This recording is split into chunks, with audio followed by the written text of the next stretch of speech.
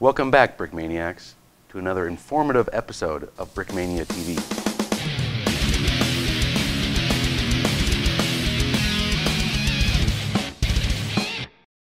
All right, I am joined with me. Is that an actual word? I am joined here today. That's better. Yeah, there we go.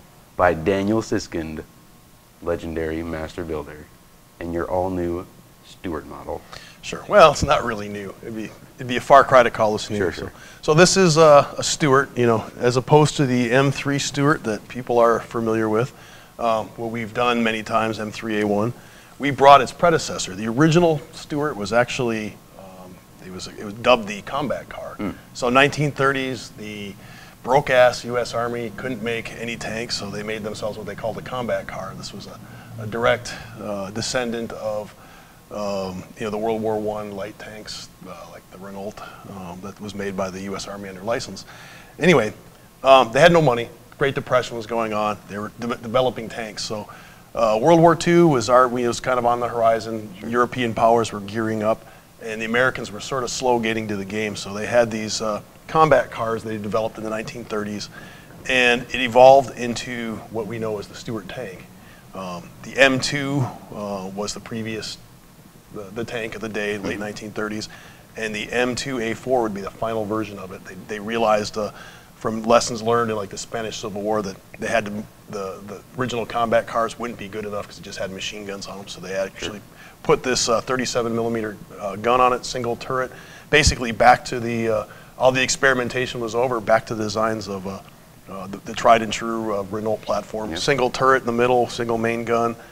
Still had a lot of machine guns on it. All over the place. Yeah. So. 1, 2, 3, 4 machine guns? Yeah, actually 4, and this one is 5 if you count the 30 cal. So this is basically at the beginning of World War II.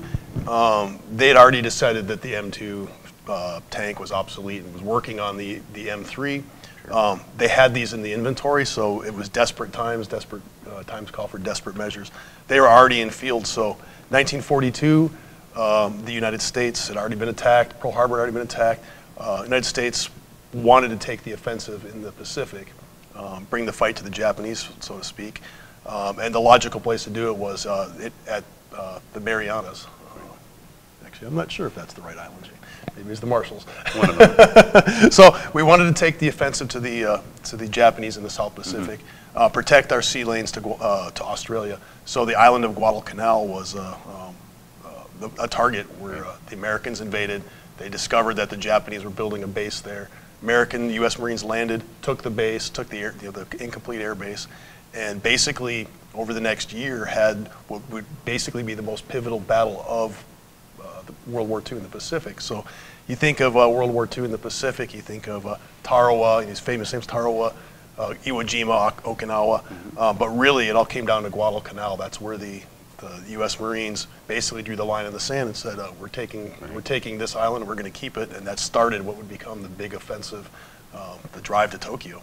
Cool.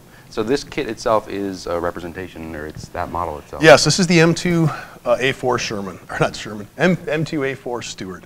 And the reason we chose this kit, this is Pacific month. This is basically the first tank that the Americans would put into combat in the Pacific. They were well dispersed. They had a few in the Philippines. They had a few in Guadalcanal. The U.S. Marines landed with them. And it's well documented these fought against the Japanese. Japanese actually had tanks on Guadalcanal. Right. The little M2s did their part and took out the Japanese. So we have the Type 95 here. This is basically the adversary. This would be that's what they would be fighting on those islands. Yeah, this is beginning of the war. Type 95 was an early Japanese light tank, and they met head to head on Guadalcanal for the first time. How would they compare against each other? They're very similar. Yeah. They're lightly armored, fast, small tanks. It just so happens that the Americans got the best of the Japanese tank forces, what there was on the island at the time. Sure. You also have another model over there, I see. Sure, yeah, I brought over the Stuart. This is the M3 Stuart, just by comparison, so you can see. Right. M2 is the early one. This is the developmental, basically the early Stuart. Same features, same gun, same turret, same everything's basically the same shape. There were modifications that they changed it to M3 when made enough modifications to justify a completely new line of tanks. So suspension is slightly different.